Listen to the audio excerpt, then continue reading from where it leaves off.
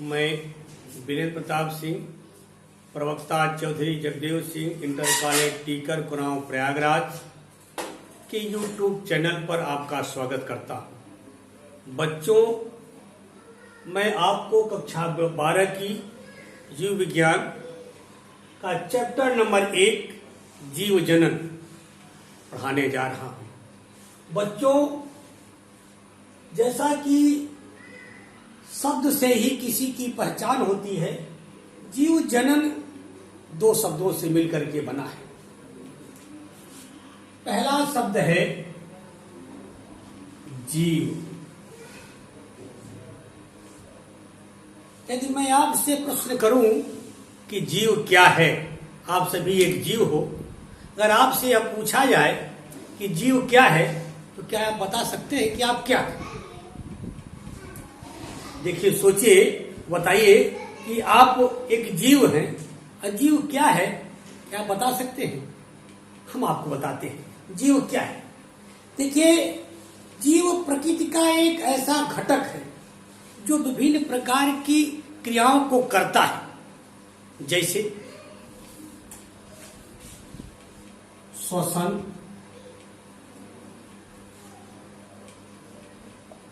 पोषण, उत्सर्जन, जनन। बच्चों, हम ये जीव जो विभिन्न प्रकार की क्रियाएं करता है, उन क्रियाओं में श्वसन है, पोषण है, उत्सर्जन है, जनन है, इसी प्रकार की अन्य बहुत सारी क्रियाएं हैं। तो जीव और जनन, उनको दूसरा शब्द मिल गया, जनन। तो जीव क्या है? माने प्रकृति का एक ऐसा घटक जो विभिन्न प्रकार की क्रियाओं को संपादित करता है, उसे हम जीव कहते हैं। और दूसरा क्या है? जनन। जनन क्या है? जनन शब्द का जो पहला अक्षर है ज, ज का एक अर्थ होता है। ज माने होता है उत्पन्न करने वाला।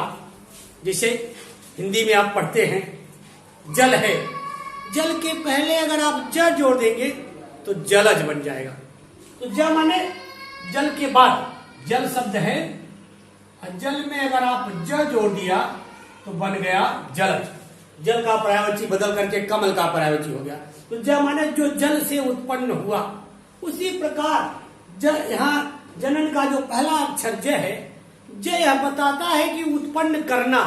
नन माने अपने समान, कहने का मतलब अपने समान दूसरे जीव का उत्पादन करना, अपने समान दूसरे जीव को पैदा करना जनन कहलाता है। अपने समान दूसरे जीव की उत्पत्ति करना, ये जनन कहलाता है। जनन शब्द का क्या हुआ? अपने समान दूसरे जीव की उत्पत्ति करने की क्रिया को हम जनन कहते हैं। और यह जनन क्रिया कौन करता है? जीव, अर्थात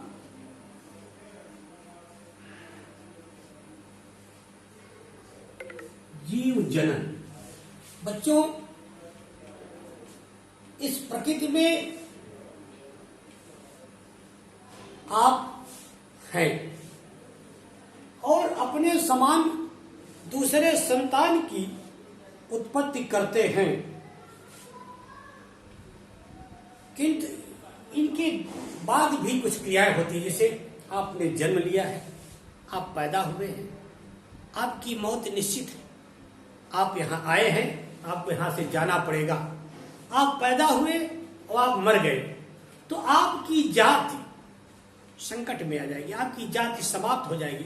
तो अपनी जाति को, अपने वंश को बनाए रखने के लिए प्रत्येक जीव एक प्रकार की क्रिया करता है, इसे जीव जनन कहते हैं। जीव जनन की परिभाषा निकल के क्या आई?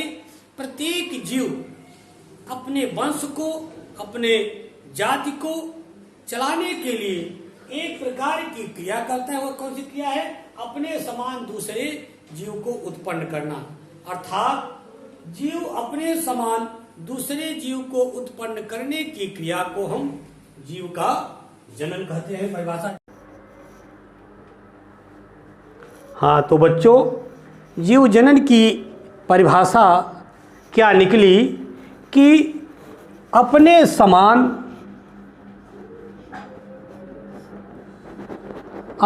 समान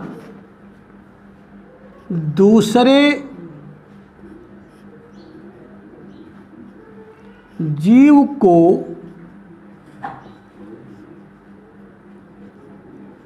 पैदा करने की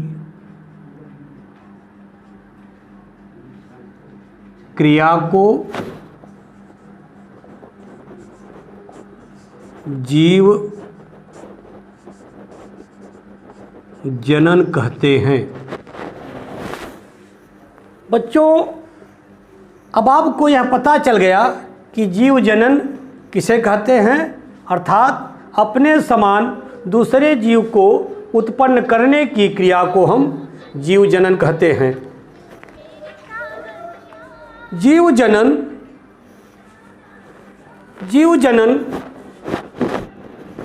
के प्रकार।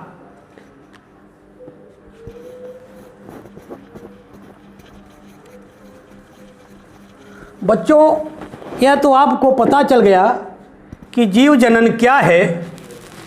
तो जीव जनन क्या है यह तो मालूम हुआ, लेकिन जीव जनन कैसे करते हैं, कैसे संपन्न होता है, इसके विषय में आपसे हम चर्चा कर रहे हैं। जीव जनन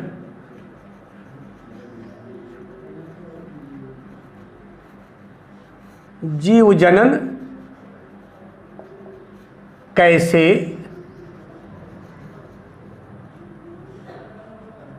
करते हैं। बच्चों, ये तो बहुत ही बड़ा विषय है।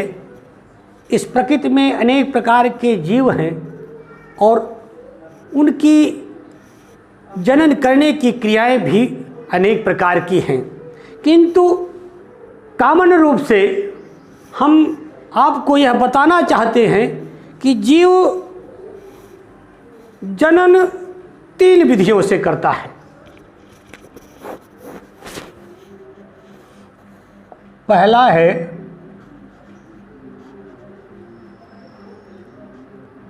वर्धी जनन, दूसरा है अलैंगिक जनन, तीसरा है लैंगिक जनन। प्रत्येक जीव इस संसार में जो भी हैं, हर जीव की जनन की क्रियाएं अलग अलग हैं, लेकिन उनकी जनन की क्रिया को अगर कॉमन रूप से हम बांटे तो प्रत्येक जीव की जनन क्रियाओं को हम सम्मिलित रूप से 3 भागों में बांटते हैं। पहला भाग है वर्धी जनन। वर्धी जनन क्या है? ऐसा जनन जिसमें जीव अपने शरीर के विभिन्न भागों से नए जीव को उत्पन्न करता है, उसे हम वर्धी जनन कहते हैं। जैसे पेड़ पौधे हैं, गुलाब है, गुलाब की टहनी को काट करके ला के लगा देंगे, गुलाब तैयार हो जाएगा। बहुत से पौधे हैं, उनको हम कली काट करके लगाते हैं। तो इस प्रकार से पौधों के शरीर के द्वारा, चाहे वो शरीर में जड़, तना, पत्ती, किसी भी भाग से, जड़ से भी नए पौधे उत्पन्न होते हैं, तने से भी नए पौधे उत्पन्न होते हैं, पत्तियों से भी नए जीव की उत्पत्ति होती है। तो कहने का मतलब ऐसे जीव जो अपने शरीर के विभिन्न भागों से जीव का उत्पादन करते हैं, उसे हम वर्धी जनन कहते हैं। दूसरा जनन है अलैंगिक जनन। अलैंगिक जनन क्या है? ऐसा जनन जिसमें जीव अपने समान संतान उत्पन्न करने के लिए अपने शरीर में कुछ परिवर्तन करता है, कुछ बदलाव करता है, जैसे बीजाणु है, कोनिडिया है, स्पोर बनाता है, तो वो मुकुल है, अपने शरीर में कुछ संरचनाओं का निर्माण करता है। वो संरचनाएं अलग होकर के उस जीव से अलग होकर के नए जीव की उत्पत्ति करती हैं। ऐसे जनन को हम जिसे कोनिडिया,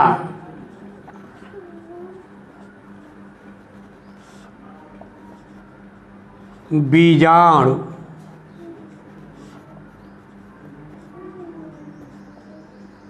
मुकुल, इस प्रकार से विभिन्न प्रकार के अंगों का वो अपने शरीर के अंदर निर्माण करता है।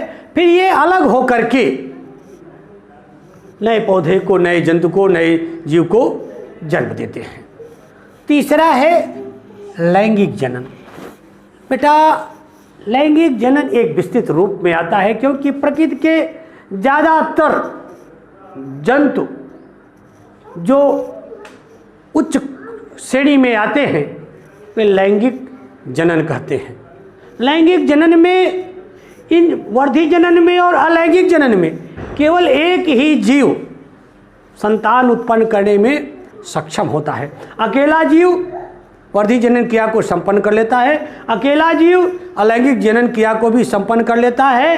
किंतु लैंगिक जनन के लिए हमें 2 सदस्यों की आवश्यकता पड़ती है। बगैर 2 सदस्यों के लैंगिक जनन संभव नहीं है। इसमें से एक सदस्य नर होगा और दूसरा सदस्य मादा होगा। नर और मादा दोनों मिल करके युग्मनज बनाते हैं। नर जो है वो नर युग्मक का निर्माण करता है, मादा युग्मक का निर्माण करती है और दोनों मिलकर के युग्मनज बनाते हैं। इसी से संतान उत्पन्न होता है। तो इसमें 2 जीवों की आवश्यकता पड़ती है लैंगिक जनन के लिए, नर और मादा। कभी कभी ऐसे भी प्रकृति में जीव हैं जिनमें एक ही जीव में नर और मादा दोनों जनन अंग पाए जाते हैं, जैसे केचुआ,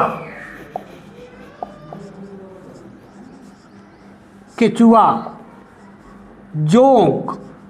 ये ऐसे जीव हैं जिनमें नर एवं मादा दोनों जनन अंग पाए जाते हैं, किंतु इसे जनन क्रिया करने के लिए 2 जीवों की आवश्यकता। बगैर 2 जीवों के, भले ही एक ही जीव में दोनों अंग पाए जाते हैं, लेकिन जनन क्रिया करने के लिए दोनों को 2 जीवों की आवश्यकता पड़ती है। इस प्रकार से 2 जीव मिल करके संतान की उत्पत्ति करते हैं। इस प्रकार से बच्चों, हमने आपको बताया कि जीव जनन कैसे करते हैं।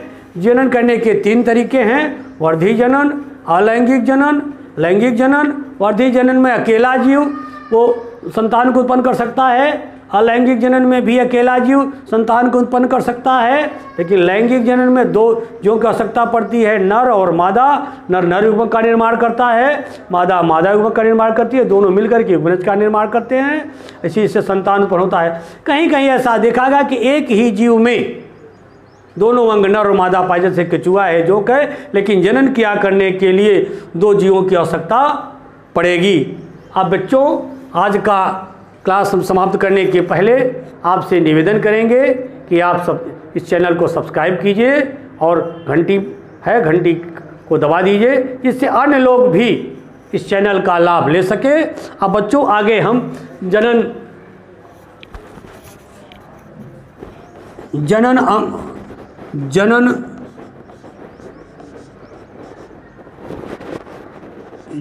क्रिया